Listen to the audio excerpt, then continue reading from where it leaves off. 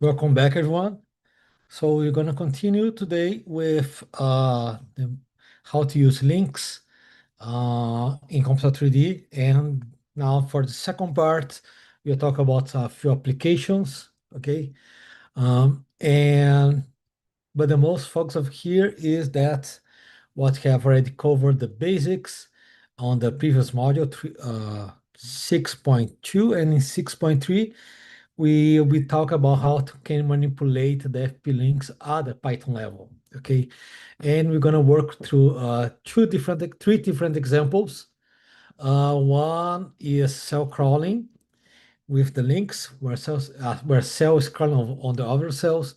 The next example is going to be the more classic cell crawling that people think of is going to be cell crawling on the substrate, and we're going to use the concept of anchors. And on the last example that you're going to work with is going to be how to model convergent extension of tissues where the cells pull neighboring cells along a specific axis, which causes them to interdigitate along one perfect direction, cause the convergence of the tissue along one axis, and extension of the tissue along the other axis. So the medial lateral convergent extension. Okay. One thing that's important to say is that everything that we're doing here is also can be done in 3D, right? There's nothing, the links are basically the same, works exactly the same in 2D, 3D, or even in one-dimensional simulations.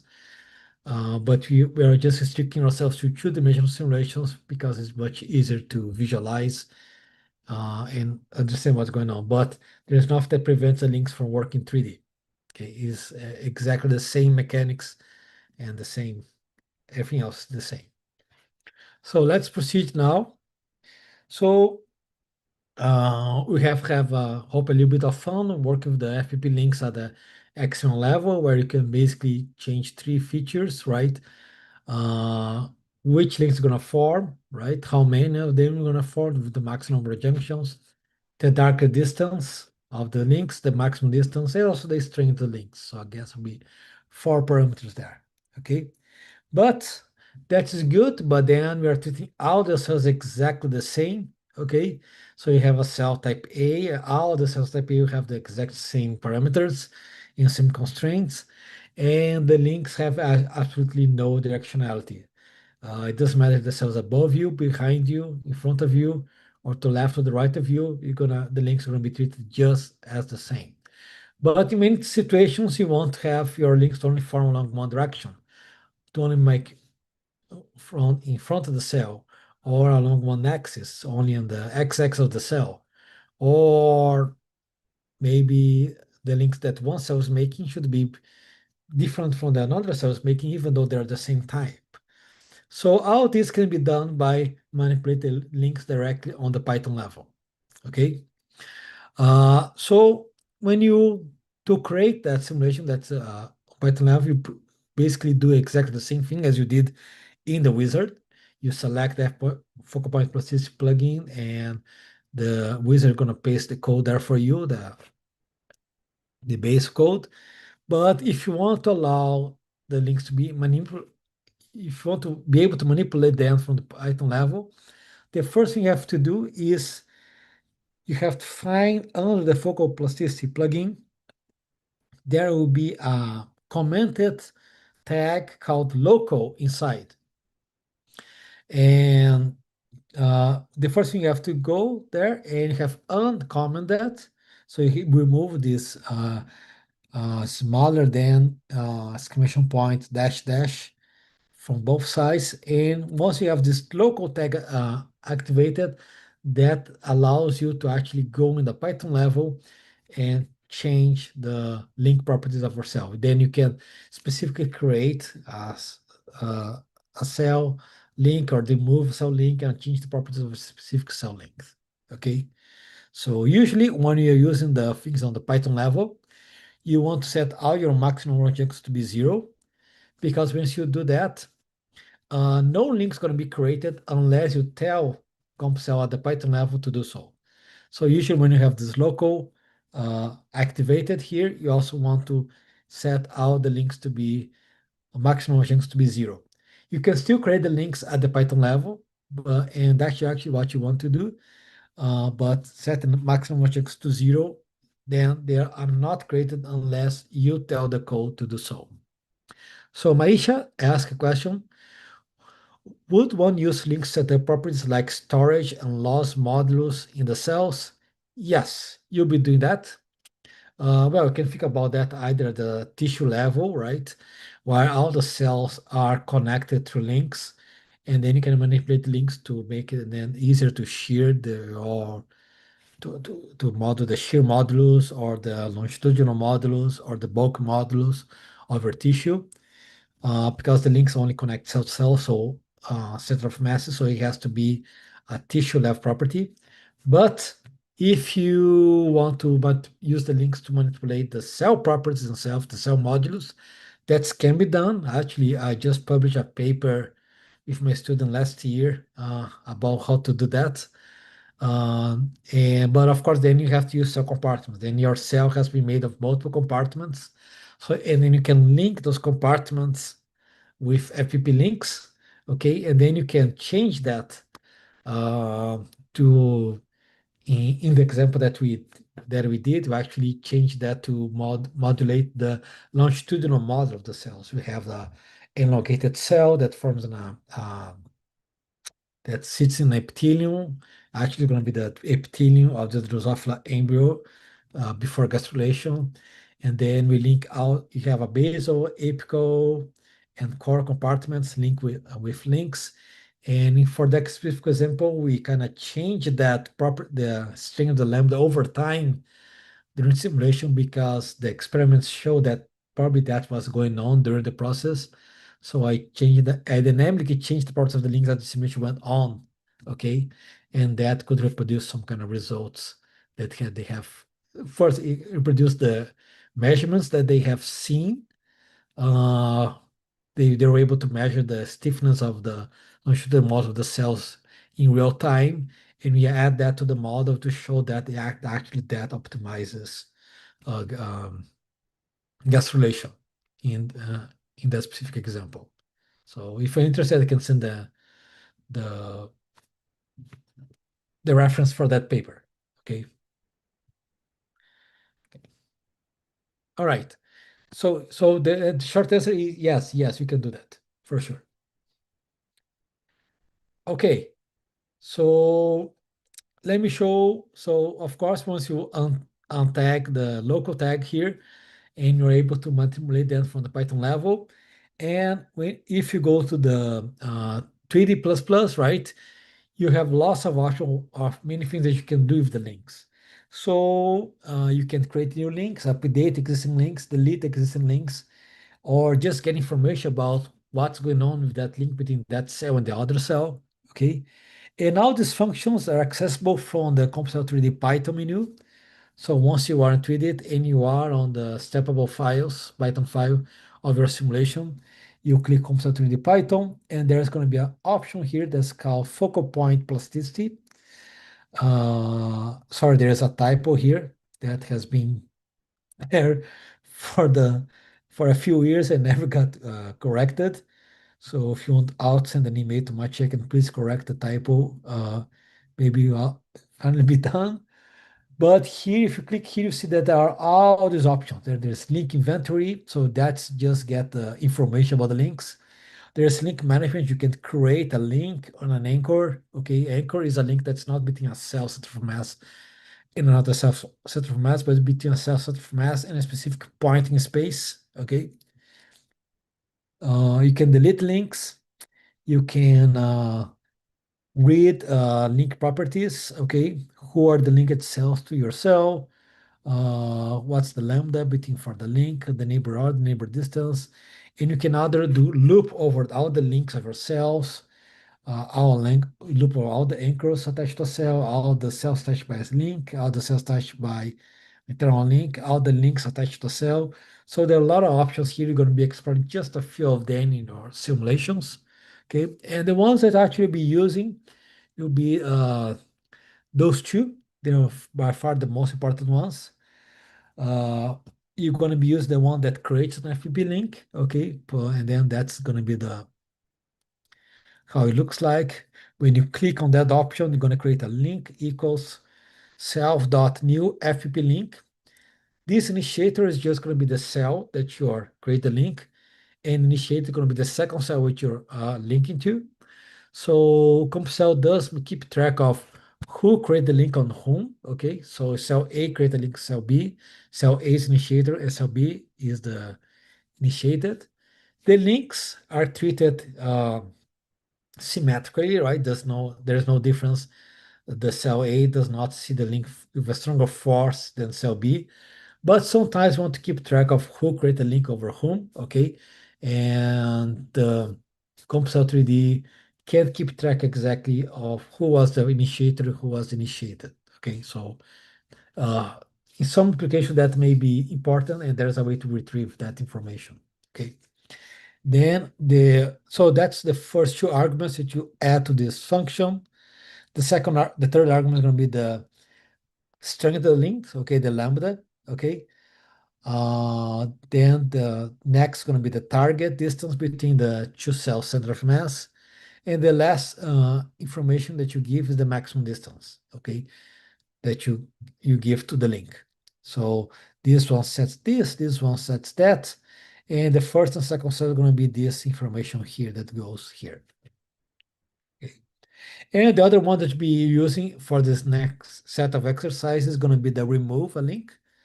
So you can remove link by cell pairs, but what you'll be using here, you just select a cell and you remove all the FP links from the cell. So the cells completely erase its FP links. So these two are the ones that you'll be using for the next three exercises on this module. Any questions so far?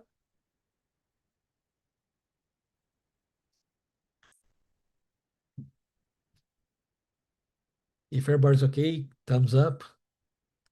If you have any questions, place in the chat right now.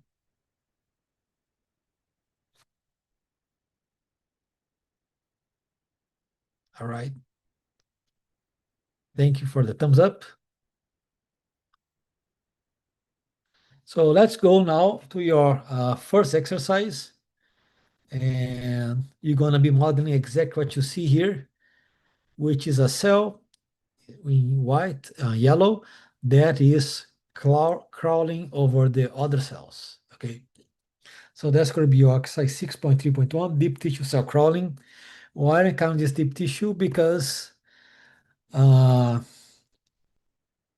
because usually when people say cell crawling, they have some very specific in mind. There are a series of in vitro experiments that kind of define the field of cell migration or cell crawling, and where you basically pick up a cell type, usually fibroblast, a granulocyte, or some other cell type, and you place that on a dish, and you activate that cell, and the cells start to move on the top of the dish. And this is a very good experiment because you can use turf microscopy to look at the cells from the below and see the structures. It's very easy to see in the microscope. So in this kind of cell chronial surfaces, right, you basically have a two-dimensional problem, right? The cell has an axis and is only seek to move on a plane. And usually the cell has a protruding site. We have the lamellipodium, and it creates additional sites, then grab to it, and then they are constantly polymerizing the actin filaments in the front to make the lamellipodium extend. As they extend over the substrate, make additional points, and then they ask this actin site that gets contracted from stress fibers, and uh, which contract at the here of the cell, and then this pulls the cell forward, and usually that's how it goes. So this is something that is, if you just Google search cell migration or cell crawling or Google Scholar, probably the first 10 answers going to be situations just like that. But that's a very artificial environment, I would say, because usually the cells do not walk on substrates, right? Although they sometimes do. So that's was the case on, I believe, Derocrest formation, migration. The cells are really walking on a substrate.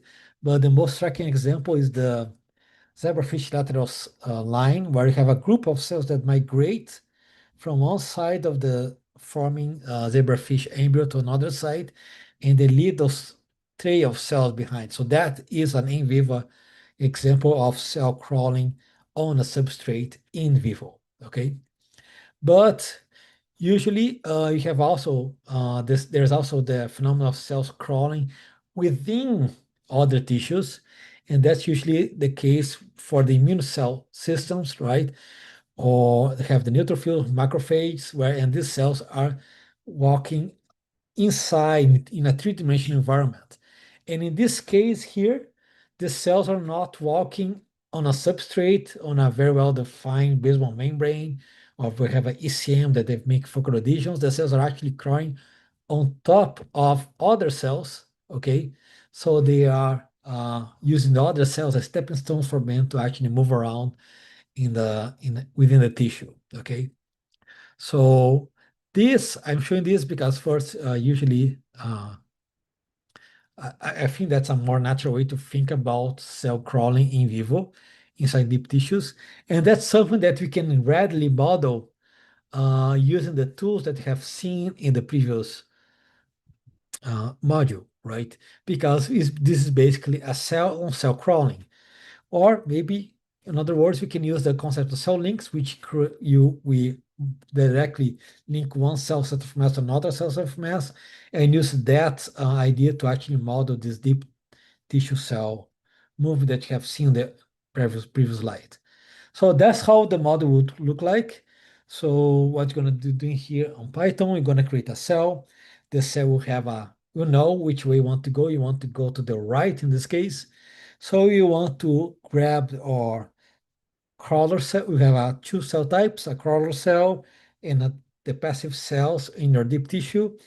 And the cell is you're going to create FPP links with all the cells that lie to the right of it.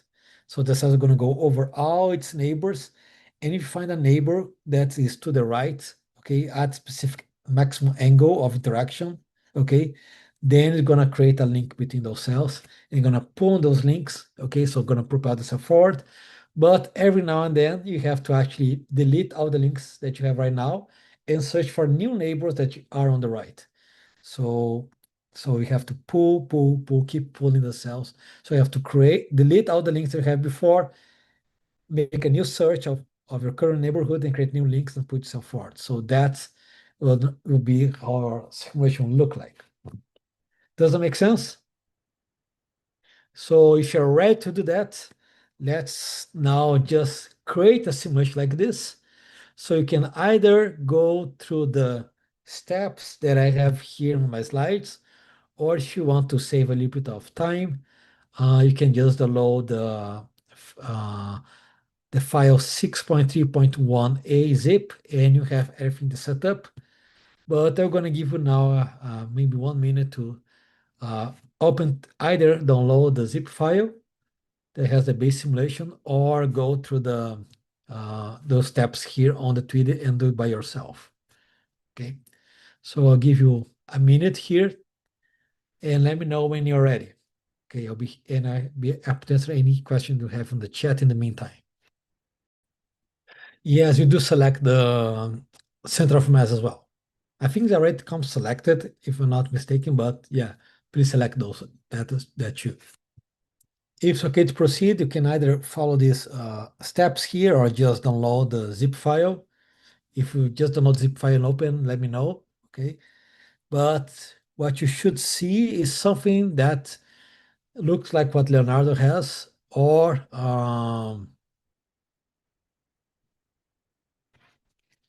what I have here that depends on cell color. So the links are there. You can see the links forming. The cells are there, but it does not look like what you want to do for that specific exercise. Okay. So the first thing now we have to do, now we have to start working on the file that the wizard gave us. So the wizard is just the first step, right? Then you have to also make a little bit of chance to make it exactly what you want. So everything is now be done on the XML at first. So the first thing on the XML and uniform initializer, you want to extend the uniform initializer to include the whole space. okay? And you want to have only red cells on it, not the crawler cell, okay? So you have the red cell and the crawler cell. It should be, let's make it only red cells and the whole space. So your X and Y should go from 0 to the size of the simulation, which are uh, 84 in the X direction and 35 in the Y direction. Okay, so do that. Now, next thing you want to do, you have to, on the focal point plasticity, first remove everything that has links with the medium. We don't want that. Um, and also internal tags, internal parameters tags. And but the most important thing for you to do is to uncomment the local tag. So the local tag right now is green. Okay, you have to uncomment so you actually have colors around it. So that means that it's activated. And on the contact plugins, you can set all the energies to 2. Okay, so the tissue is a little bit more fluid. And you can also set the contact energy, the contact neighbor order to 4. Okay, you also do that on the contact energies. So our energy is to 2 and the neighboring order of the contact energy to 4. Okay, so once you do that, you should get something that looks like this. Okay, and again, if you want to skip programming that, you can just download the 6.3.1b zip file and you already have that set up. So if you get now this simulation, it should work, but you have to put now the crawler cell in that simulation, right? So to do that, okay, that's going to be the next step, okay? So now you have to go on the Python steppable file, and now the coding will start, okay? So this is what you want to do. Under the start function, okay, so it had to be start, not the step. Under the start function, you have to find a cell that's within 721 lattice size from the x direction. Okay, from 7 to 21 between here, and between 14 and 28 lattice size on the y direction. So in between here, so that will be given, identify more or less this cell here. And once you find that cell, you can set up, you're gonna set cell type to self-crawler. So that will be a crawling cell. And then once you do that, you can just break the loop. You don't need to loop over all the other cells. So that's what you want to do. So we have all red cells. We're going to pick up one of them now to be our cell crawling. So our crawler, yeah, so our crawler cell. So one way to implement this is by doing this loop here. So again, you'll be under the start function. You make a loop over all the cells, okay? If the center of mass of the cell is between 721 and the Y center of mass is between 14 and 28, you make that stop to be the crawler cell, and you can just break up the loop, and that's it. You created a crawler cell in your simulation. Does that make sense? Let me know if you get here.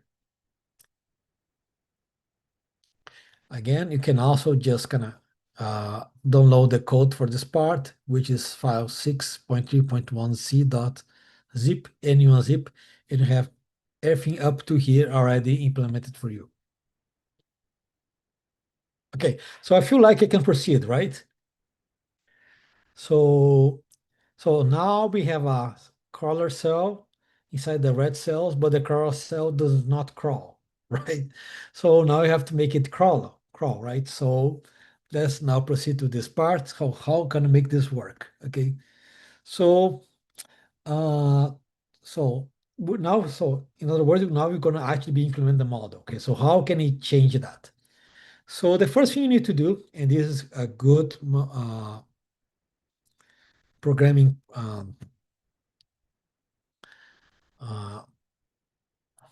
practice, okay, you're gonna set some kind of global variables, okay, because you have to know, you have to, or other cells can make those links, right? They have to have have to be a certain strength. They have a target distance, right? How much they're gonna pull, right? And then also what's gonna be the maximum distance without those links break, okay? And also there's a maximum angle along the x-axis that you can create those links. So basically, we implemented this model which have a number of junctions that you can create, range, angle that you can choose to make the links, okay? And you have a directionality. So you have a few parameters that is better to be global parameters. So let's just do that. So at the beginning of steppable files, you can define those global parameters and you can call it maximum angle, lambda, target distance, and maximum distance. So these all parameters are going to be put that goes in the definition of your FPP link. So write global and add those and type out these variables there. Okay. And as you type these variables and set them to be global, that means it's going to be available all throughout your Python code. Now that as you do that, you can have set up their values. So here, the maximum angle that I define is going to be 50 degrees, either to the along one direction or the other direction, so plus or minus 50 degrees. The lambda is going to be 2. The target distance is going to be 0. You're going to pull out your cells in front of it all the way through, okay? And the maximum distance we just set to 1,000 because you don't want to break the links anyhow. So just set up a very big number. Does it make sense? Okay, so place that, save the simulation, right? So now you have all those global variables that are gonna go into uh, into our code, okay? So that's gonna be used on the steppable function uh, for us. Now, before you actually implement the model, we have to take a step back and think about what the model do, right? What do you want to do every time step or every few time steps? First, you want to delete all the existing links that the cell already has and make new ones. So you have to recycle, you not only have to create the links based on which cells are in front of you at this given angle, but every now and then you want to delete those links and create new ones because as you pull the cells, maybe your cells are going to go behind you, right? And now you have a new cell in front and you want to let go your uh, old connections and make new ones in front of you. Does make sense? So what you have to do, you have to delete the links before you can create new ones.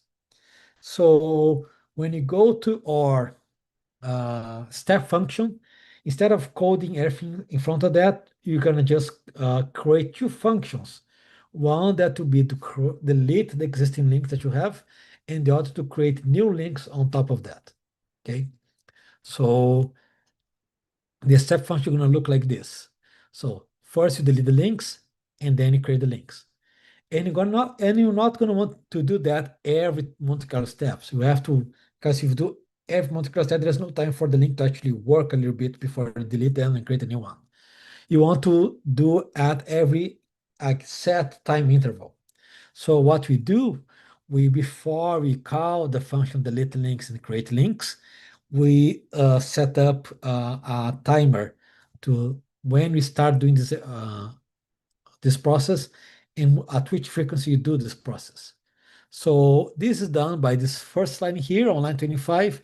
You see that I have if Monte Carlo steps is bigger than 5,000, so I wait 5,000 Monte Carlo steps for your cells to kind of relax a little bit, their shapes, okay? Because remember, the cells always start in this very grid-like structure. So I give 5,000 Monte Carlo steps for them to kind of relax a little bit, their shapes. And after is above 5,000 Monte Carlo steps, then I check if I delete and creating links every 50 Monte Carlo steps. Okay, so what does this command look like? Is that I pick up the MCS, which is the variable that is counting the time, right? And then I divide by 50.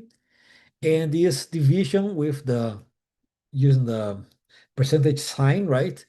It does not return the result of division, but returns the what's left out of division if you do integer by integer division. So meaning that if MCS is 49, that results in 0. if MCS is 50, divide by 50, that's equals 1, and there's nothing left. If MCS is 51, divide by 50, the result is 1, plus 1, that's what resulted. So 1, so you can divide 50 by 50, which is 1, but you still have this 1 from the 51 that is that's a term that in English that I forgot. So is what was left The from the division. remainder. Yeah, the remainder. Yes, thank you very much. So if this is 51, the result of that operation is going to be 1. If MCS is 52, the result of that operation is going to be 2, right? If the MCS is 100, then the remainder will be 0. Okay. So basically, this function checks if if your time is a multiple of 50. Basically, that's what it's doing. So if it's a multiple of 50 and you're above $5,000, then you multiple steps, then you delete the links and create new ones. Does make sense? Maybe I spent too much time explaining that. But what's going to be the delete links and create links? These are functions that you're going to define what they are. Okay. So these self.delete links and self-create links is functions that are defined and not, that I just created. Now I have to define them. So let's now define what the create links, delete links are. So this is going to be the function. So that's something that you're going to write in the code. You're going to define a function called def delete links, open close parenthesis self, okay, column, and then you go over all the cells of type crawler, okay. So you can have multiple crawler cells in the simulation if you want. And then for that cell, I'm gonna call the remove all cell FPP links from that cell. So this part here you can do you don't need to actually type. You can just go to CompuCell3D Python and select this all cells of given type. I'm gonna place this line 30 for you. Okay, you just have to fill up that's a crawler cell. And then once you are inside the loop, you don't need to type all this. You can just go again to CompuCell3D Python, select FPP links, and select the option of remove FPP link from cell. So this, when you type all this, you basically define the delete links function. Does that make sense? So again, if you don't want to type any of this, you can just copy what I just put on the chat and put in the code yourself. So this def should be in the same level as this one here, okay? And they have to be inside this type. All right, so this we define our delete links function. Now we have to define our create links function, and that's where the model is actually implemented, right? That's the core of the model. So again, I'm going to create a new function called def create link self. Again, you want to go over all the cells of type crawler. I know that in our simulation you only have one crawler cell type, but this is going to be very generic. And then once you get that crawler cell, now you want to do another loop over all that cell's neighbors. So you can go to CompuCell3D Python, visit all cell neighbors, and you're going to get the neighbor CSA. So you loop over all the cell neighbors. You probably have seen this before. And then the first thing you want to do, you want to check if your neighbor is not a medium. So you have this if neighbor tag here. And now what you want to do, you want to so is going over all your cell neighbors, and now you have to check if that neighbor is in front of you or not, and at what angle does it make with the x-axis. So you can calculate the angle.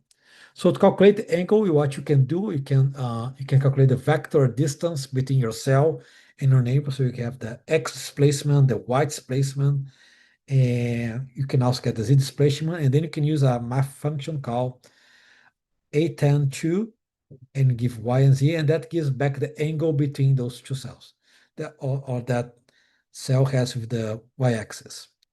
So basically, what this is doing, right? It's so let me use a different. So your crawler cell is here, right? And your neighboring cell is here. right? So it gives these coordinates between the center of mass of the crawler cell and the center of mass of your one of your red cells. So it gives this y coordinate and the x coordinate. Does it make sense? Yeah, basically give these coordinates because this coordinates can calculate what this angle here is. Okay. Okay. So the way to get these coordinates, you can there's a function inside CompuCell that already retrieves that for you.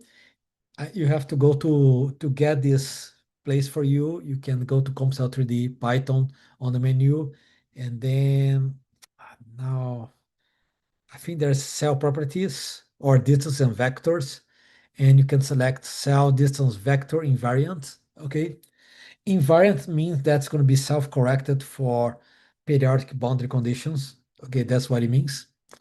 And you're going to return the x, y, and z. You may have a code that just places a D here there instead of X, Y, Z, but you can replace by X, comma, Y, comma, Z, because this is actually going to be um, a list with 3 entries. But if you do X, Y, Z, that also works actually is cleaner this way. Okay. So you do this part to get the X, Y, and coordinates distance between the cell crawler and its neighbor. Then you calculate the angle. To make things easier, you can convert that angle into degrees, okay? Because this function returns a number between minus pi and pi. And once you have this angle, now you can check this condition here if your neighboring cell is within this range or is outside this range, okay? So if your red cell is here, it does not satisfy this condition, it's in front or here, while then the center of mass is lies between the angle, then satisfies the condition for it to actually make the link. So the way to check that, you just compare depth with over angle because you want to grab both the things that are on above and below, and see if it's below your maximum angle that you define at the beginning of the file. Okay, so if your angle is within that range, okay, then you create the link between your cell and the red cell in front of it. Okay, so now you can just call this common link equals cell FP link, the cell which is the crawler cell, its neighbor that satisfies this condition here, and then you give the lambda, the target distance, the maximum distance are as arguments for the creation of the link. So if you implement this, then your code should work, and let me know if it's working or not. So if it's working, then you should see something that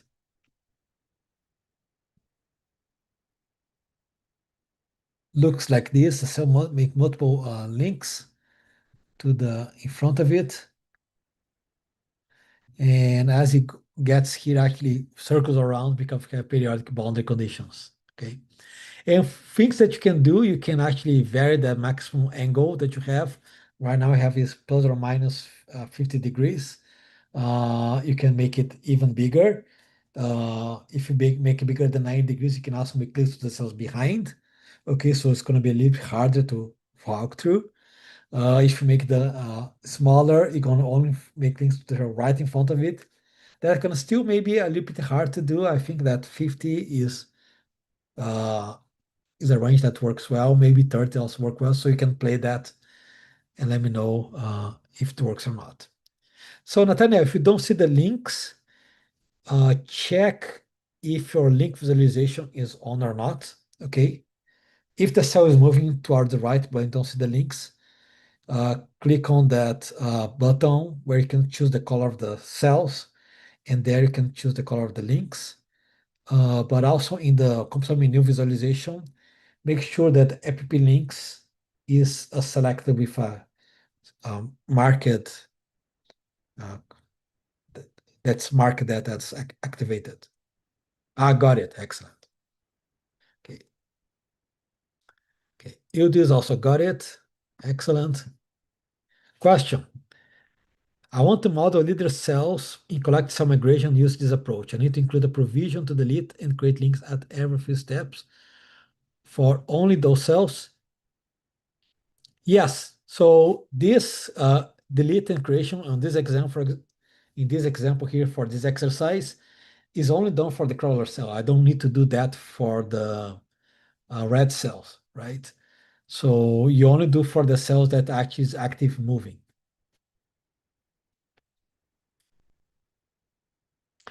And then if you have leader cells and cells that follow behind, right? Um,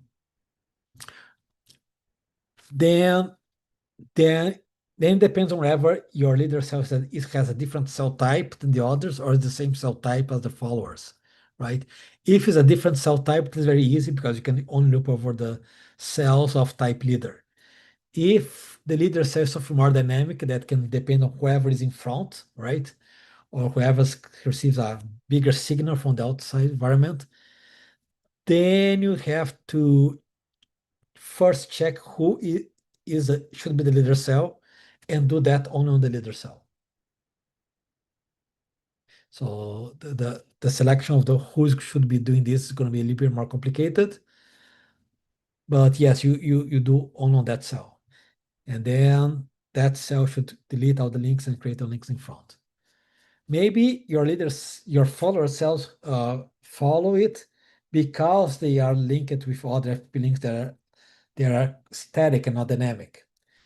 In that case, you have to delete only the links that the leader cell has with the different environments and not the links that you have with the cells that are behind. Okay, so then you have to, instead of delete all the links, you have to go over, you identify the leader cell and delete all the links that has in front of that is used to crawl, and not the links that is using to connect to the following cells that are behind it.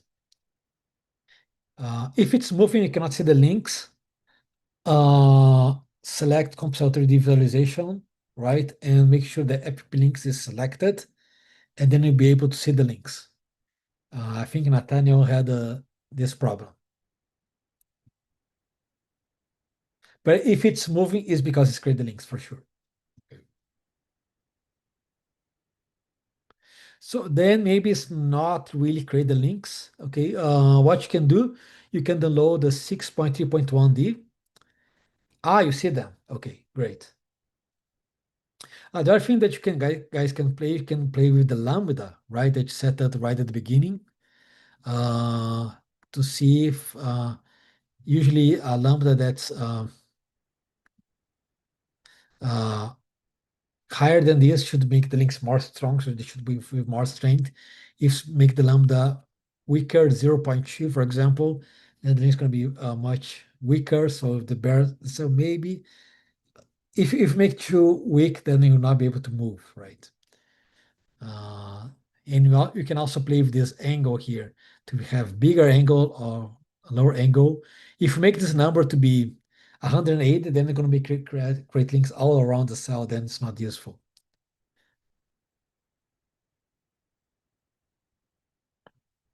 Oh, you're kind of creating a Convergent-extension model. You probably don't have periodic boundary conditions on the left and the right. Okay. Uh,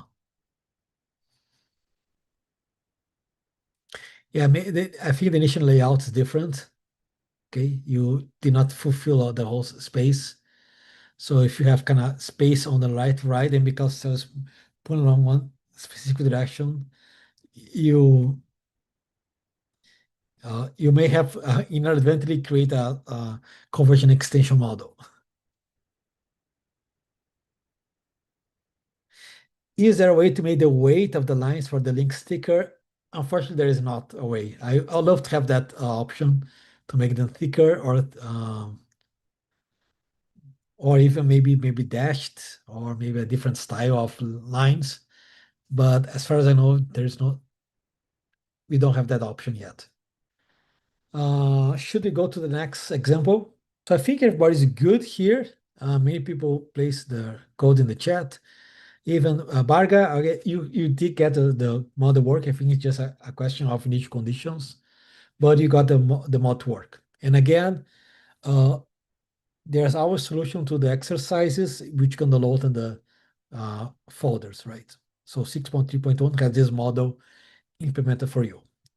Now, the next example I want to give is still cell crawling, but this time, instead of the cells crawling over other cells, I want to use the cell crawling on the substrate, okay?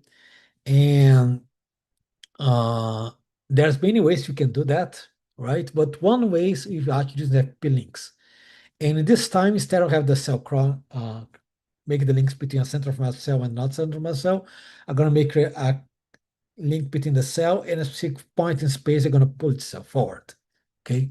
So, and when you use FP links in this way, we call them anchors, okay? So just to remind you, there's kind of two modes of cell movement, the cell movement on substrates, okay, that you do see sometimes in vivo, but it is very common for in vitro studies, and the cell crawling in deep tissues where the cells are crawling over other cells, okay, as you see for these neutrophils and macrophages. What you have implemented in the last exercise was this model. Now we want to go back, implement this model here of a cell walking without the aid of cells behind. The cell is crawling by itself, okay? Not using other stepping stones. So let's just remind us how the standard FP links work CompuCell. You're basically linking two cells to the center of masses, and that gives a term in a Hamiltonian, okay, which is going to be the center constraint, the constraint itself, where this is the distance between the cells, and this is going to be the target distance. Okay, so that's usually how the focal point plasticity works. But in this next example, you do not have other cell. You're linking the center of mass of a cell with a specific point in space. So going to be a coordinate. Okay, you still have the lambda that gives the strength of the constraint. You still have a target distance, okay? And you also have to specify the, well, sorry, not cell two, but a point in space which you link to, okay? And usually the target distance should be is about as zero, and the cell want to just move until it's on the top of that specific point. So this kind of looks like an anchor, right? So it's a property between the cell and a point in space, okay? And the idea is going to be using that. We're going to make a link for a point in space to have the cell move forward, make another link. So it's kind of like throwing an anchor, pull yourself in, grab the anchor, throw another one, pull yourself in, grab it, throw another anchor, pull yourself in. Okay. So that's how we're going to be model cell crawling. It's a little, it sounds a little funny, but it's actually, it kind of has a resemblance of this mechanism where the cell creates a lambariopodia, creates a focal point in front of it that's in front of the cell body, right? And then use its own internal mechanism to kind of pull itself towards that point and then creates a new focal point in front of it again. So it's basically the same process, right? But instead of explicitly modeling the lamella like we did last week with the model that Gilberto showed for the current cells, we're just making a more abstract view of it by just modeling the force directly. So it's a simpler model, but it should work, okay? Hope what I'm saying is making sense. So again, if you want to do this kind of model, uh, you will still be using the focal point plasticity family of uh, tools and commands. So in the wizard, you still select focal point plasticity because that covers both the cell-to-cell link and the cell-to-point in space link or anchor. So you're going to still be using the same, uh, um, you're selecting the same plugin here. Okay. So let's now try to do this.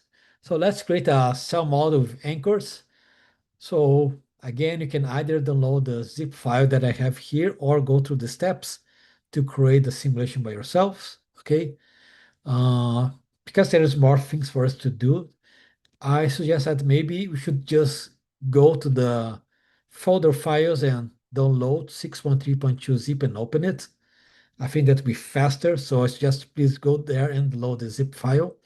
But if you want to know how exactly is done by wizard step by step, is basically you do the same steps that you have before. Okay. New project, cell crawling anchors, Python XML, 300 by 100, a cell type named crawler. You don't need other cell types. You don't need the red cells this time. You don't have the crawler cell. Contact, complex, focal point plasticity, and cell neighbors, and also cell center of mass. You ignore the chemical field, you ignore the contact in window, but I suggest set the neighbor R to 4. Okay. Uh, and configuration complete. So if you just download this zip file, actually, what you should see is a simulation that kind of looks like this. You have a lot of crawler cells, and they make links because you just basically the default as you have seen on the first exercise of this afternoon. Okay. So the first thing I want to do, you have to change the differentializer to make sure they just have a one cell towards the left of the simulation, right? So instead of me creating all those cells, we're going to just create one cell here. Okay, you can be right in the middle if you want, no problem. Okay, on the focal plasticity, you want to basically delete all the entries there because you'll not be using any cell-cell link, but you want to have the local tag activated, and yeah, and you can delete all the other entries inside the focal plugin. But still you need to have the uh, plugin focal point plasticity and the close statement for the plugin, which is the plugin slash focal point plasticity with a slash at the end. Okay. So if you do this, okay, you should get simulation that looks more or less like this: a single cell, okay, that's just sitting there doing nothing, just kind of randomly diffusing in the medium. Okay.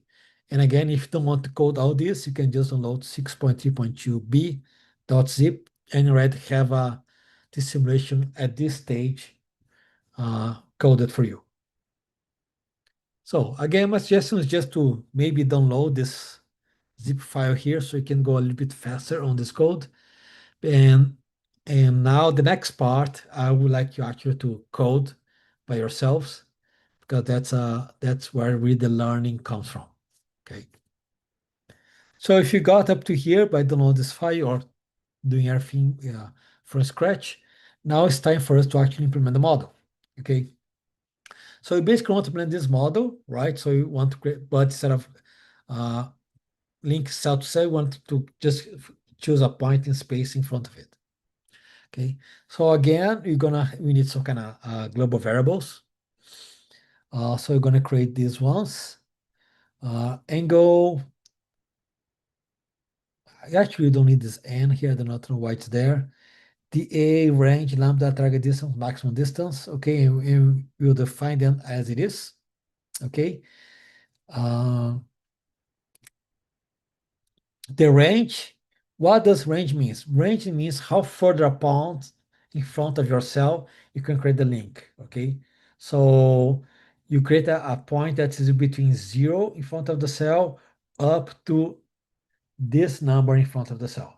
Okay, so that's going to be the maximum range that you can create the specific point in space. Okay, this dA is going to be the angle, the maximum angle that you can create the link. So this point can be in front of you, but can also be up or down at a given angle. Okay, so this dA is going to be the variability in the angle that you're going to create. Okay, and the lambda, target distance, and maximum distance are things that you already know what it means. The strength of the anchor, the target distance that should have between your cell and the point space, where we just set to 0, the cell wants to go all the way to the specific point in space. And the maximum distance we just set to 1,000 because we don't want this link to break. Okay. So of all these, the two important ones is going to be dA and range, because what basically you're going to do, you're going to select a number between 0 and range and a random number between 0 and 30 degrees. And you place your point or anchor point in front of that cell on that place.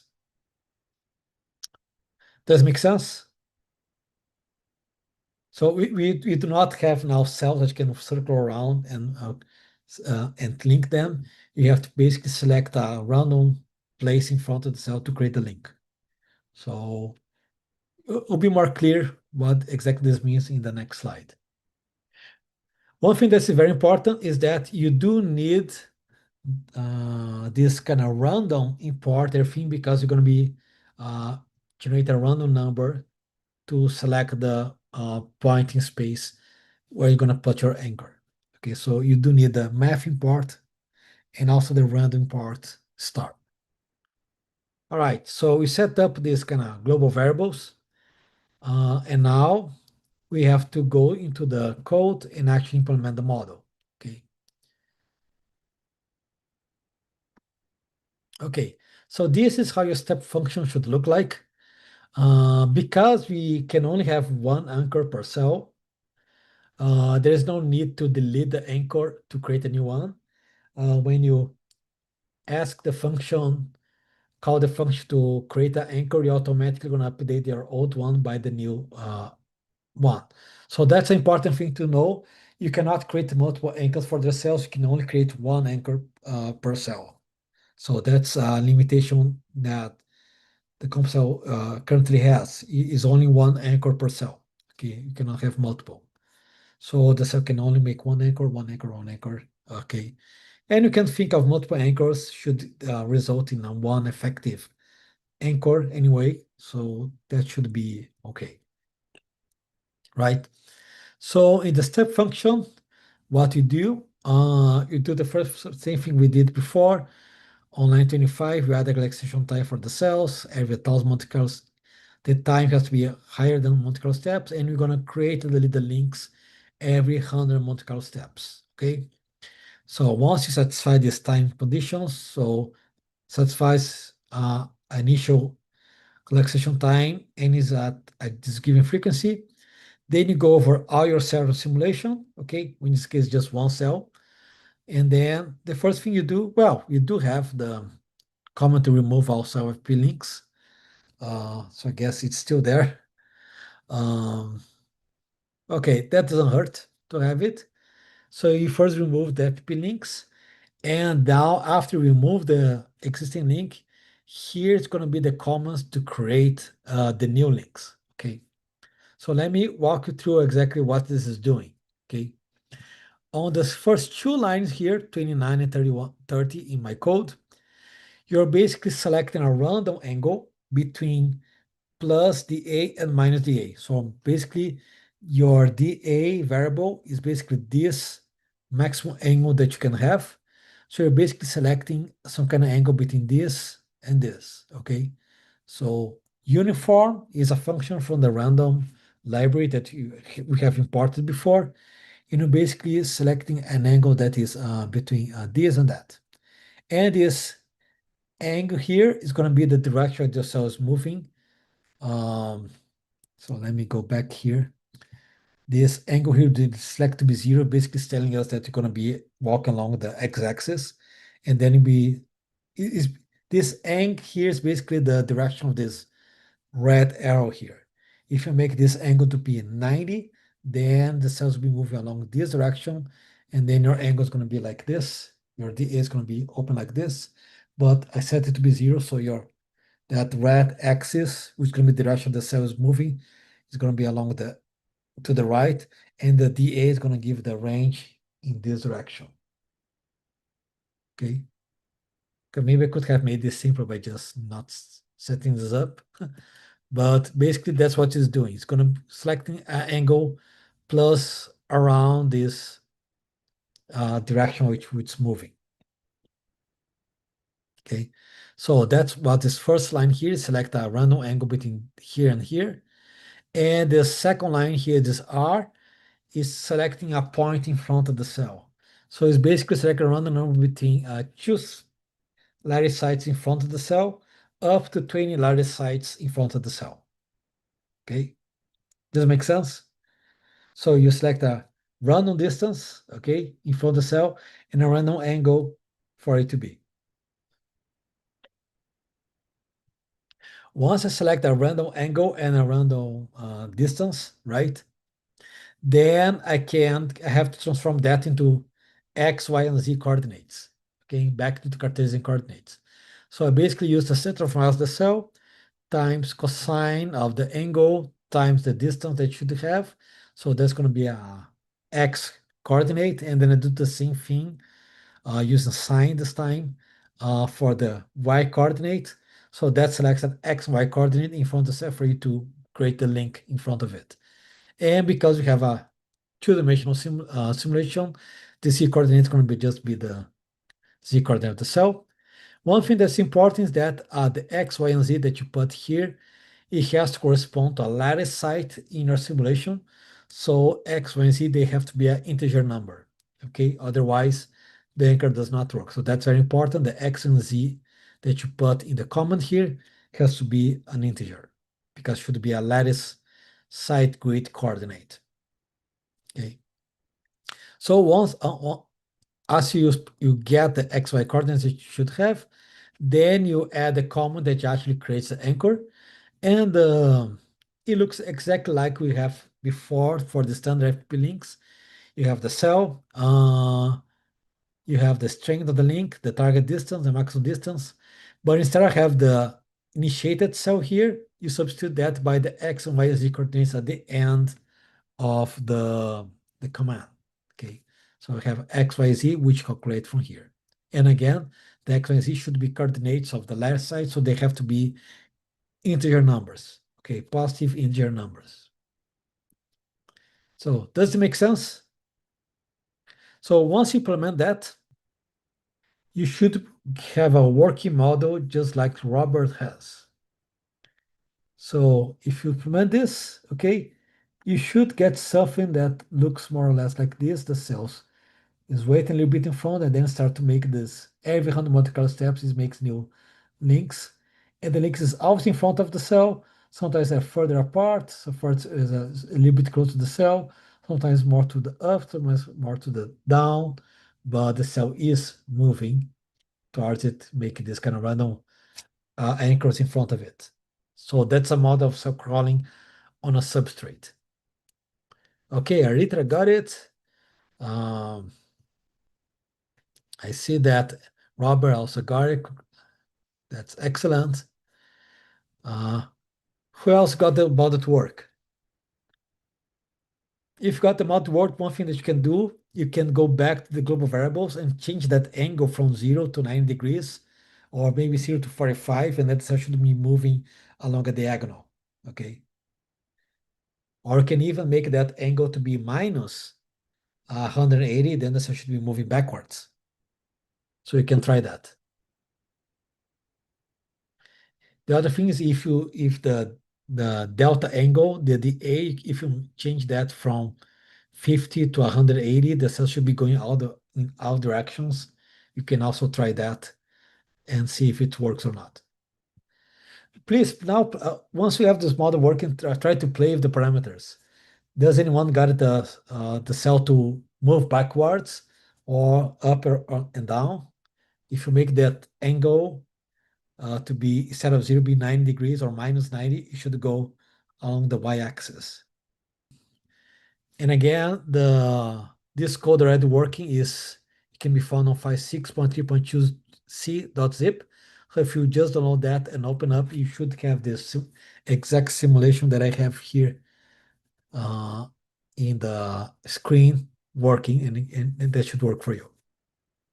Thanks for the code that the cells moving up, down. Okay, thank you very much. We can clearly see the link going up. Okay. And again, if you make the dA to be 180 degrees, right, then the links can be not on form of this angle, but can be the whole angle. Then the cell should be just basically making an active random walk across the screen. So this concept of anchors, before I move on, you can also make the anchor to be between the cell and its actual center of mass. And if you do this for all the cell simulation, then the cells are basically, you can view that as a two-dimensional epithelium with a basal membrane below it, where the cells are deeply anchored below. So if you try to move the cell, then there will be a restoring force for the cell to its initial center of mass. So maybe you have a cell and then exert some forces against it. So the cell can still deform, right? It can still respond to the force, but it feels some kind of link between the substrate where it was, so the cell would like to go back.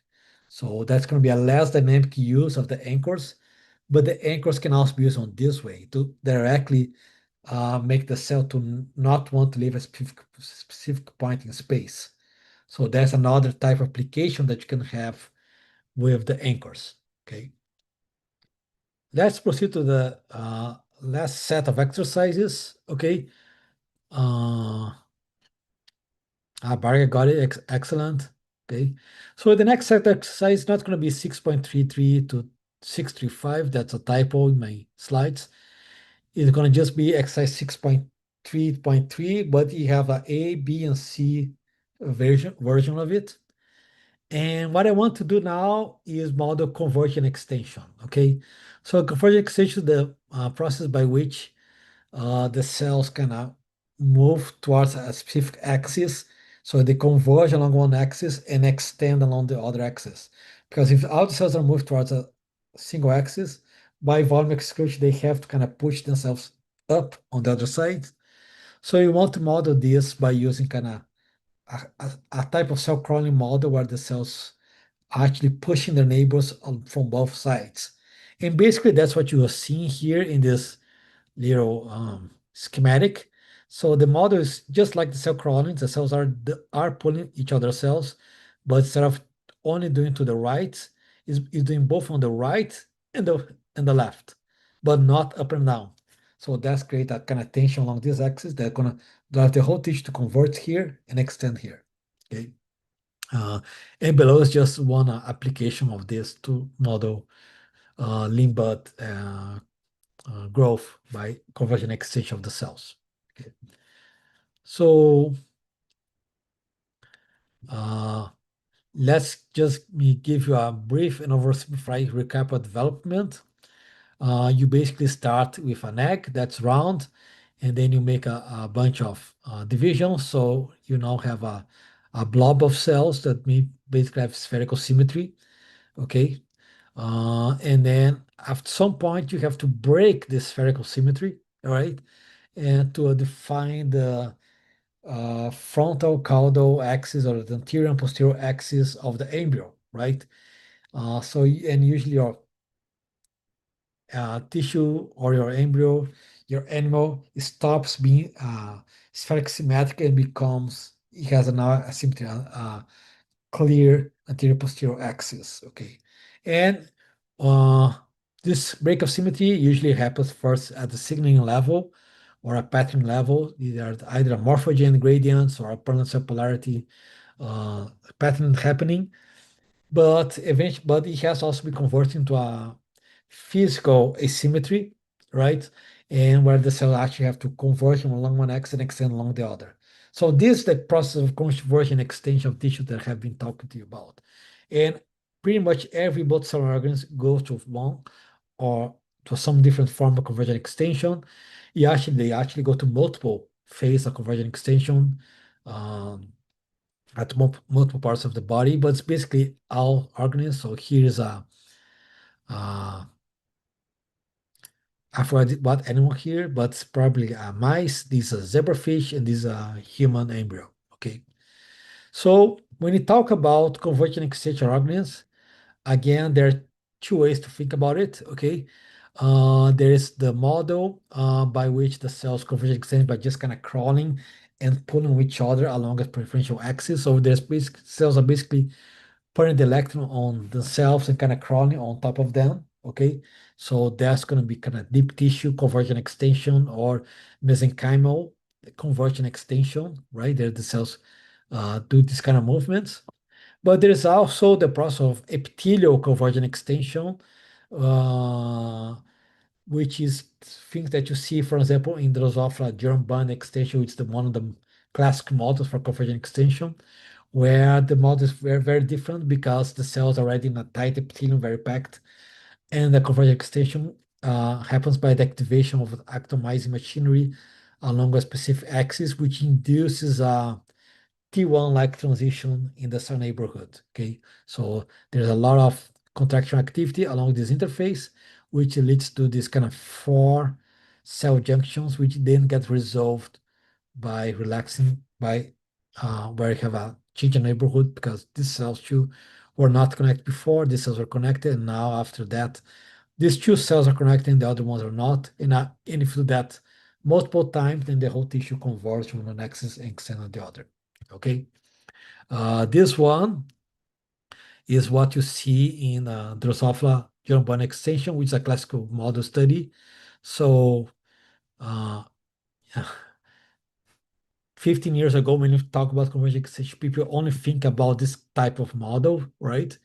But because it becomes the the practice in the field and the fence of the field, right? To only study that. But this actually historically the first one that has been characterized and described in the literature was the mesenchymal type of convergent extended tissues, which has been first where Xenopus was the classic study for that, and that's a work that has been pioneered by Ray Keller, and so that's why it's first described. But this is a little bit harder to study in the cells.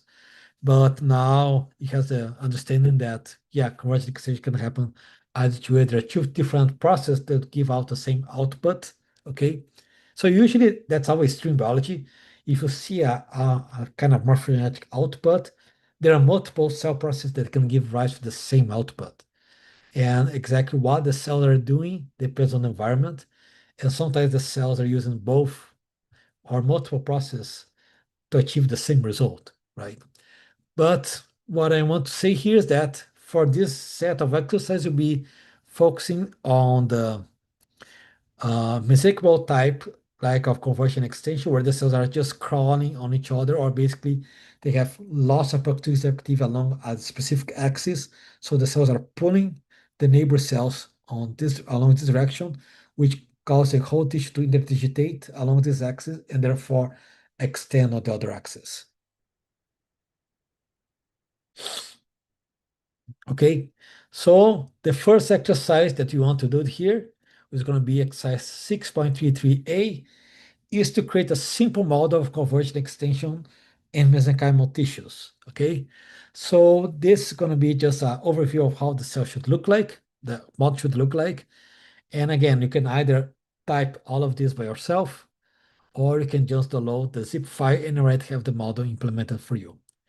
Either way, I'm gonna walk you through it so you can see how it works and how it's implemented. Okay. So the first thing you want to do to implement this type of model, we will create a simulation with a group of cells of the same type. Okay. So the cells must have volume, contact, FP links, and the cell neighbors, tags, and also the cell center of mass, which is always tagged as well there. So that just set up the initial conditions. Okay. Then at every specific frequency of time, okay, after some initial time, the cells should do exactly what we did for the first cell crawling model.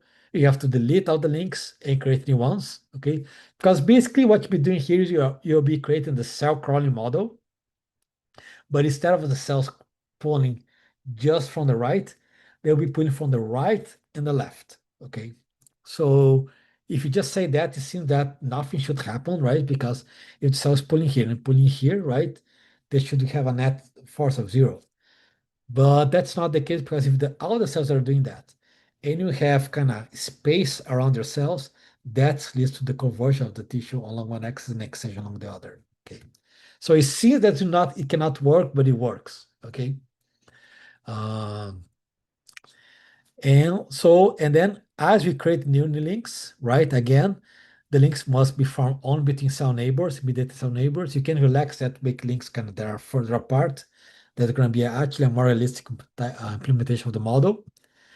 And the next must be on the to the left and to the right and the left of the cells. Okay, and then going to be using the same mathematical formula that we use for the cell crawling model. So if you want to maybe calculate the angle between the cells along a specific axis and pulling it. Okay. So if you use the wizard, you can select the wizard and select the cells, add a volume, content, IP links, and cell neighbors to your cells. Okay, so make sure that all these are selected. You only need to add one type of cell. You can call it cell type A or cell type mesenchymal or cell type whatever you want. Okay.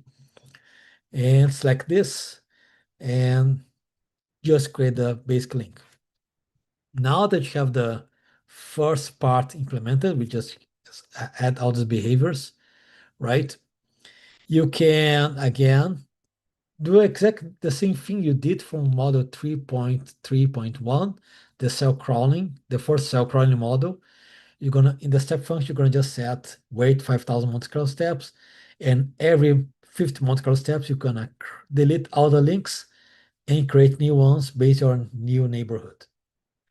Okay, so this is exactly the same thing as before. And the delete links function will be almost identical to model 3.31. You can even go copy and paste one for the other. But instead of going over all the cell crawlers, you basically be going over all the cells. So in a sense, it's actually simpler than what you have done on the cell crawling model. Okay. Okay, so basically you'll be doing this. So again, you can either code this for you right now, or you can just download the file 6.33a and look at the code to see what's going on as I walk you through what's going on in the code. Okay, so you do this. Okay, so now the step function is there. You're gonna delete links, create links. The delete links function is already here. You're gonna just have the call that kills all the FP links between the cells. And now you need to add the cell crawling model. But before you do that, what you have to do, good coding practice, instead of put the numbers directly when you call the function, you define global variables where you have those numbers. So again, you define global variable strength, target distance, maximum distance, and maximum angle. Okay. So the strength is going to be the strength of the link that you see here. The target distance is how much you want to pull the cells. You want to pull them all the way through. The maximum distance at which your links break, right? Then you just set to 1,000 because you don't want to break any links. And then you're going to be the maximum angle which you make to the cells on the right, the left. And here I'm just using 45 degrees, which is going to be a good number, right? Make sure that you have from math import everything, so you can use that the math function to calculate the angle given the cell to neighbor coordinates.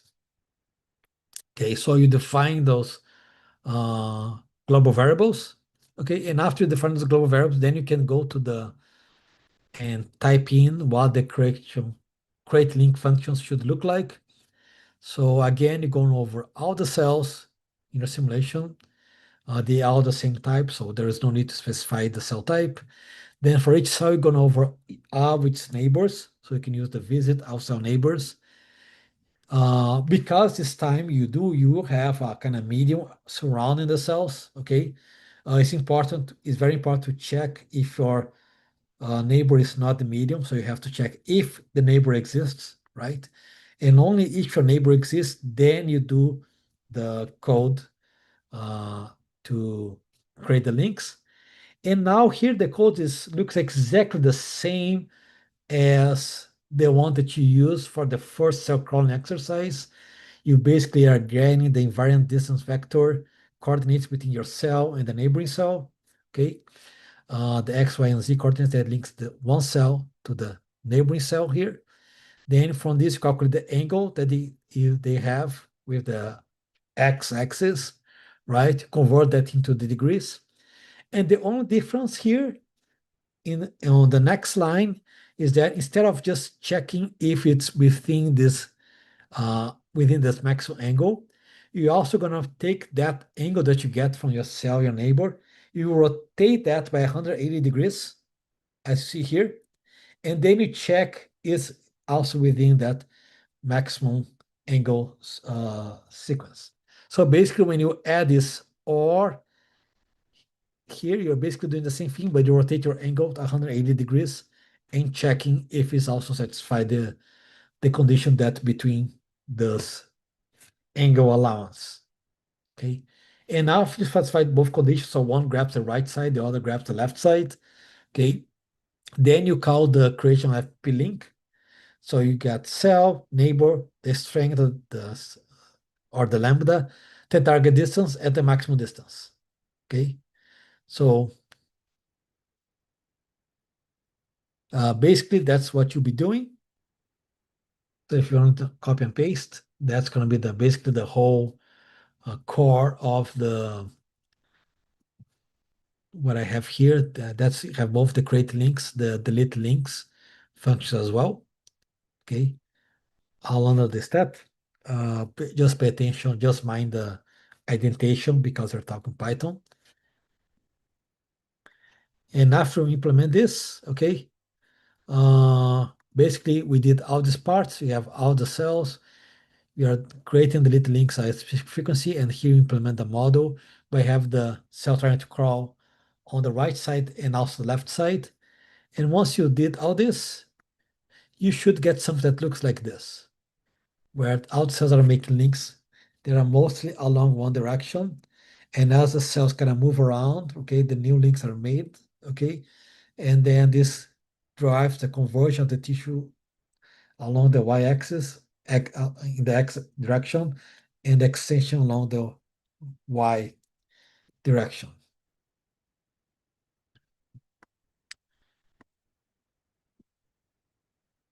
So did you guys follow this? Were you able to implement this code or have it working uh, on your CompuCell 3D? Let me know in the chat if you got it. Or also let me know in the chat if you have any question about it. If you just download the code and have questions about it, just let me know and I can clarify any point in the code. Okay, excellent. Arita got it. Yay. So now that you have the code working, you can change the angle of the cells and make it shorter or bigger, okay? And see if there's a better way to do. If you make your maximum angle to be 90 degrees, then you'll be creating cells. Then you should kill because now the cells are making it all over the place.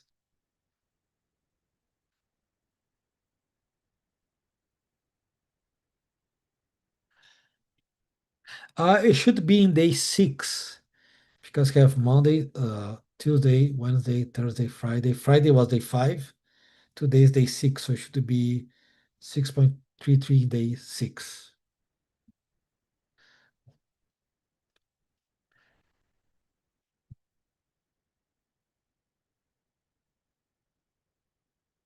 Yeah, if the maximum is 9 degrees, then you basically connecting all over. Then you kill you need to have some asymmetry, otherwise it cannot work.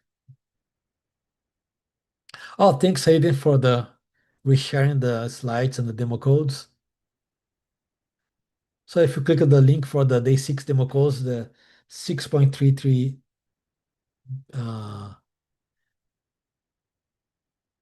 uh, A should be, sorry, this is model A, not model.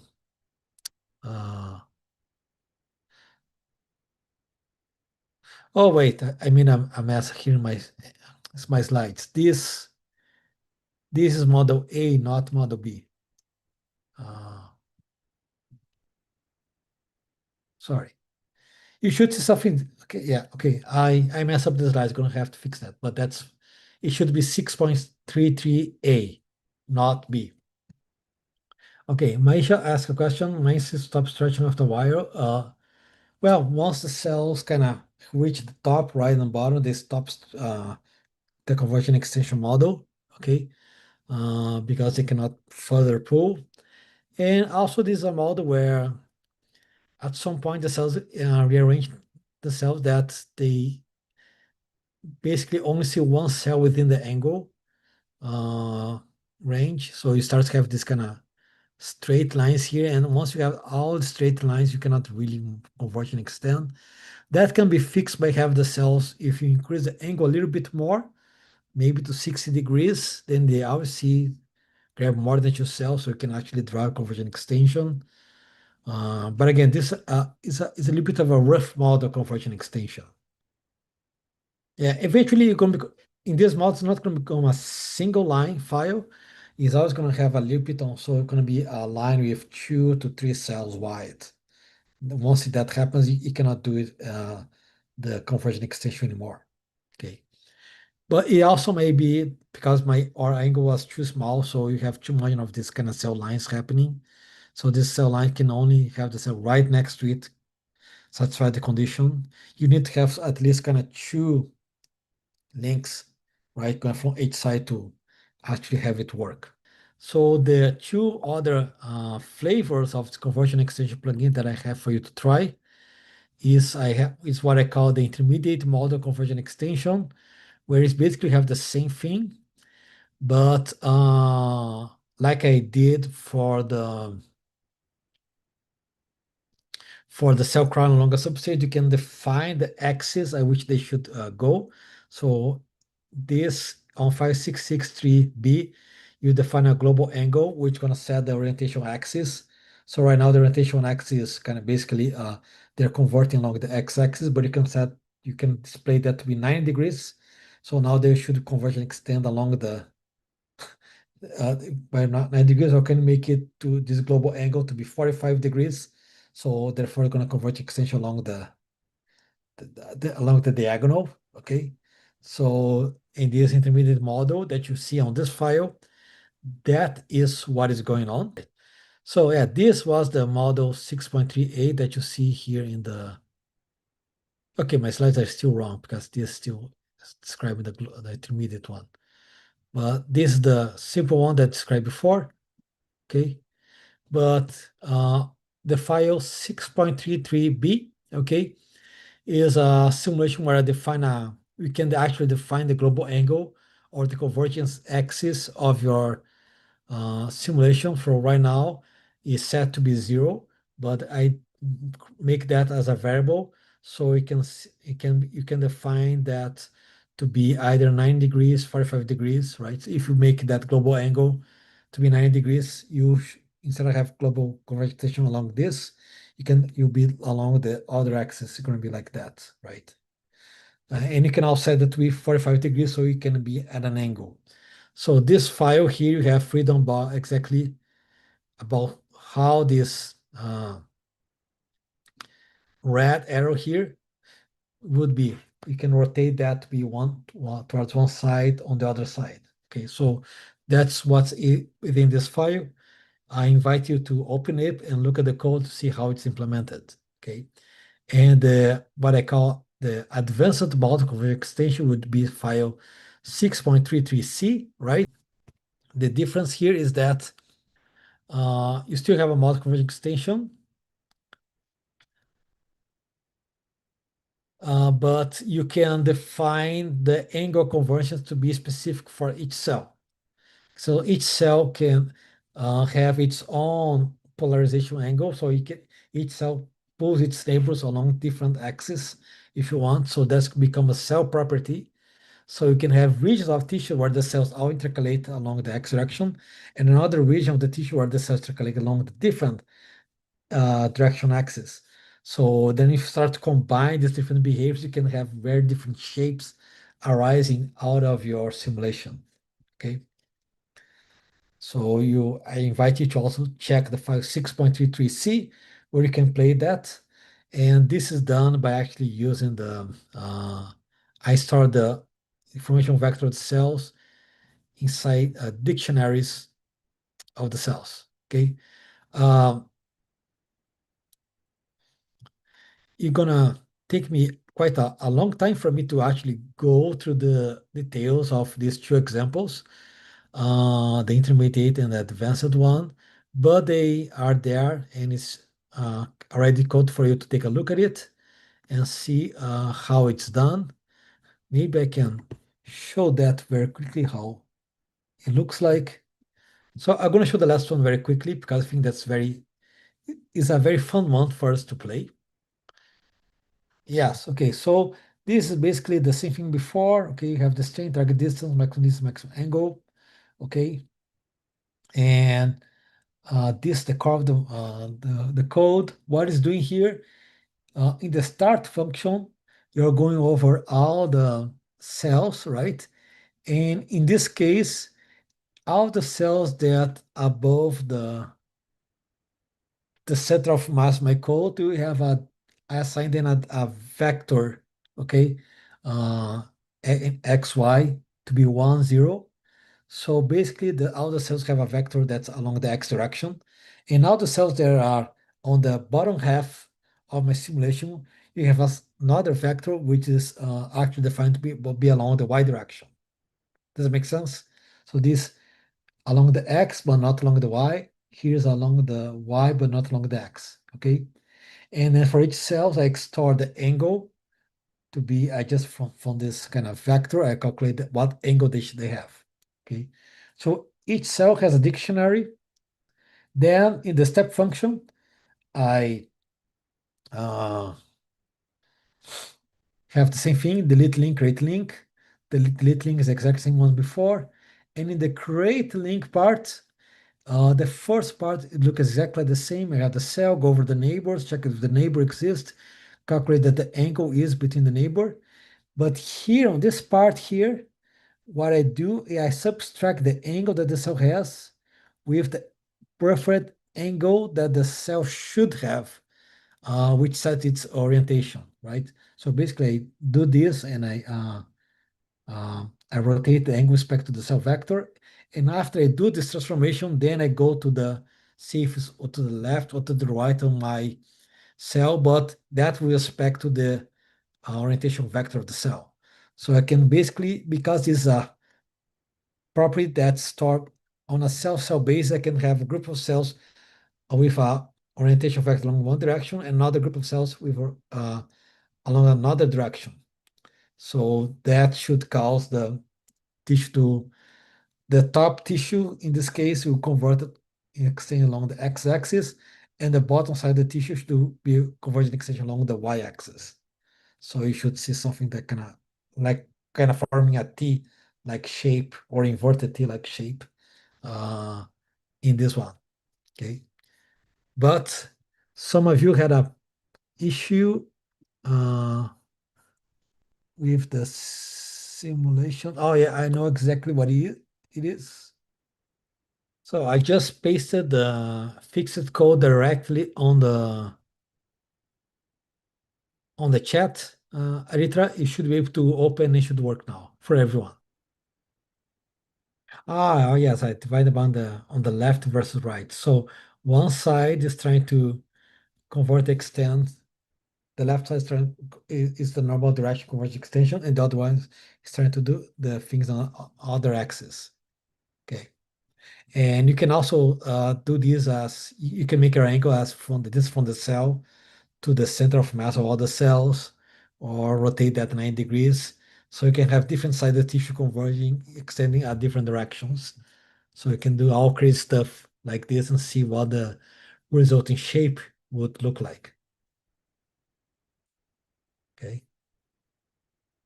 Yeah, I'm gonna pronounce it now. Yeah.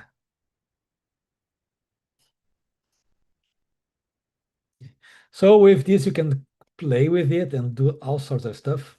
Okay. So sorry for the typo in the code before, but feel free to now to grab this example or the other ones and do any kind of simulation that you want to do on top of that. Okay. Okay, so that's it. Okay, so you got this working model that you did together. You have some kind of other advanced versions. This one that's cell specific, which is very fun to play with. But basically, that's everything that I have for you guys today about FPP links. We have done, you basically follow this set of step. Okay, pre-control on the Python level. We did a model of cell crawling with FPP links, a cell crawling on anchors, and another one for actually two different flavors for convergent extension models CompuCell 3D. And if you guys have more questions, I'll be happy to hang around here for questions that you have. But please fill up the questionnaire right now. Let me know how we did, how we can improve for next time. And I hope that has been useful for you. Okay, so thank you very much. So I'm answering the question from Arita about the 0, 1 and 1, 0 in the cell vector.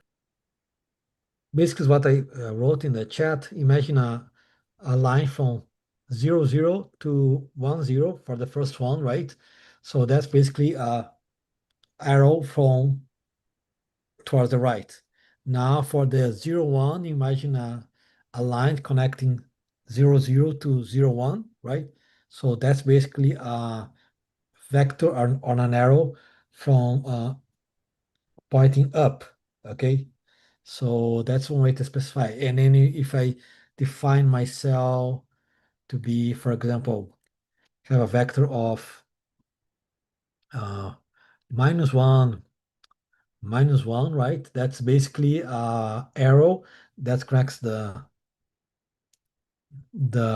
origin 0 uh, to bottom left. Does it make sense? Nathaniel has a question that maybe James can expand on. So how far could you actually go simulating an entire embryo in CompuCell3D? Could you get to the level of fetus if you have infinite computational limitations aside? Well, I would say that Tom Knudsen has done pretty well with the chick in terms of simulating almost every cell in the early chick embryo. Now, that's only fairly early stages where you're getting to 10,000, 20,000 cells. There are other simulation packages that have gotten to 500,000 or 1,000,000 cells, but they don't have as much spatial detail. So depending on exactly what you're looking for, you can get pretty far.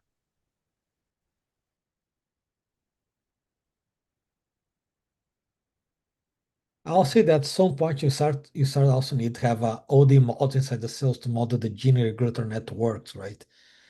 As the cells is growing, defining. You also, if you model just one specific cell process, right, you can abstract many things that happen in between, or that can become important later, or the things that come before. If you want to model a longer period of time where the cell undergo multiple processes, right? All the elements that appear later on have to be kind of already present in germ in your model. So your model becomes very loaded even at the beginning because it assumes a complete spatial representation of the cell with all the neighborhood and a almost complete gene recruiter network where some parts are silent first but become important later on. So you start getting the question, okay, how much information that you really need? How far you want to model the embryo, right? Because there are many pathways that only become important when you're an adult, right? Um, so so then I think you start getting to the question of how many details you need to put in to get to all the process that you want to get there. And do you have that information to begin with, right? Because a limited information can express some aspects of a different process, but you want to model everything, then you need to have all the elements, right? So the question is, how many elements are really essential to model your thing up to there? And that's a hard question to answer because even in a very specific process, for example, Drosophila gastrulation is very specific in a cell model. That's a simple model organism. Different models tell different things about what things are important or not. Some will say that it's really important cell-cell connection. Some say, okay, it's really important uh, the how stiff the cells are on the longitudinal axis. Some will say that no, that what really more important is the shear model of the cells. Uh, so some say you have to go into detail up to the gene pathways or up to the uh, active cytoskeleton. So uh, there is also intellectual knowledge that even in a single process, we cannot really close and say that, okay, that's what's going on, right? And these are all the key elements and everything else is irrelevant. That is, I think we're still far away from saying that for even specific process, much more for the entire embryo.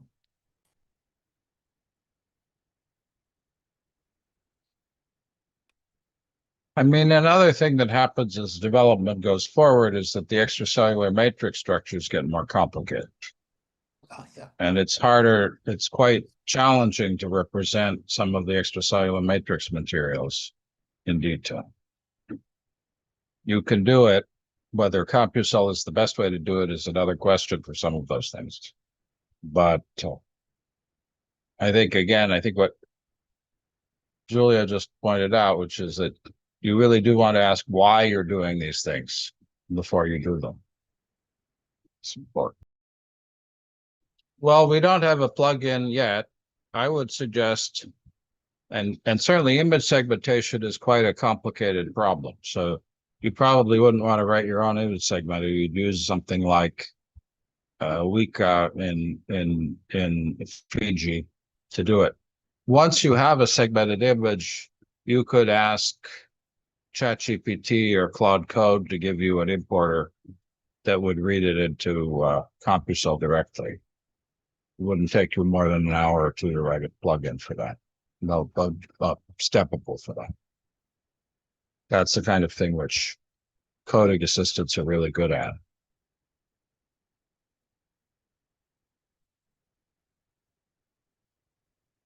Of course, you also need to do some cleanup because when you do image segmentation, it will lose some cells. It will fail to identify that some of the cells. There may be some regions that are unidentified. And so you have to make decisions about what you do with that missing information computationally. In fact, this kind of algorithm can be pretty good at doing segmentation itself. If you have, for example, a nuclear label, like a histone label, so you know where the nuclei are and you don't know where the cell boundaries are. If you then nucleate CompuCell cells at each nuclear position, give them a target volume and let them grow and fill in the space, they'll do a Voronoi construction, and that works pretty well.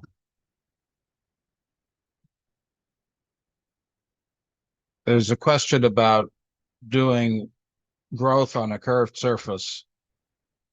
You can do growth on a curved surface in CompuCell. One way to do it would be to use a link structure like the one you described with a curvature built into it and stay in 2D. And the other way to do it is actually to do in 3D and define a surface geometry.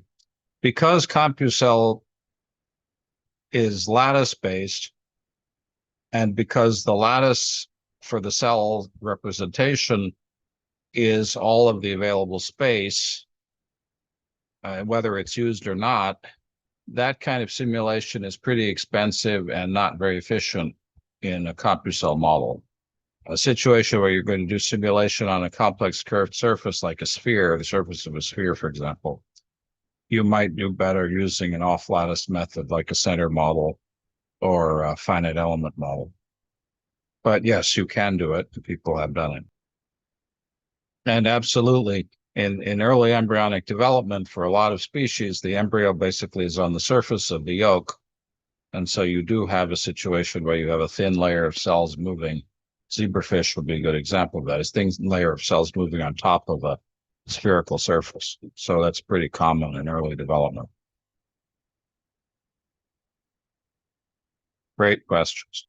Julio's done a lot of things. He's worked a lot on using other methods on modeling extracellular matrix and cytoskeleton as well.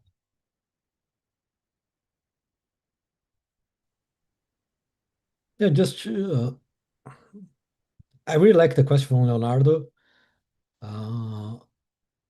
Again, James already said what not be appropriate, but one thing you can do, you can make all your cells to have anchor with a point in space, and now they should have the same distance from that anchor, right? So that will automatically define they have to be more along that defines a circle, right?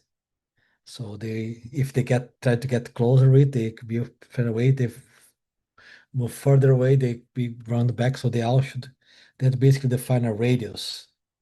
So probably that's how but they're gonna still be able to kind of freely move, rotate around the surface. So I don't know if that's what you had in mind, Leonardo, but that would be a great way to impose that geometry. And I think that's a good idea, actually. It could work. I put in a chat a paper of ours using a different modeling framework, which is specifically modeling the reorganization of cells on the surface of a spherical embryo. And so that might give you some ideas. Again, I think you could implement a lot of that in CompuCell as well. The biggest problem is going to be you're going to have a lot of voxels in the lattice which are empty. And so it's going to be computationally fairly inefficient. If we wrote a version of CompuCell where you only represented filled voxels, or you coarse grained so that the volume that wasn't occupied was not represented, or did a quadrioctary decomposition, there are a variety of things you could do. Those are all things that are a bit of a pain in terms of bookkeeping. Now with coding assistance, you might actually be able to get away doing some of those complex methods. So it's something to think about. If one really wanted to do it, I think we could probably improve CompuCell to make it possible.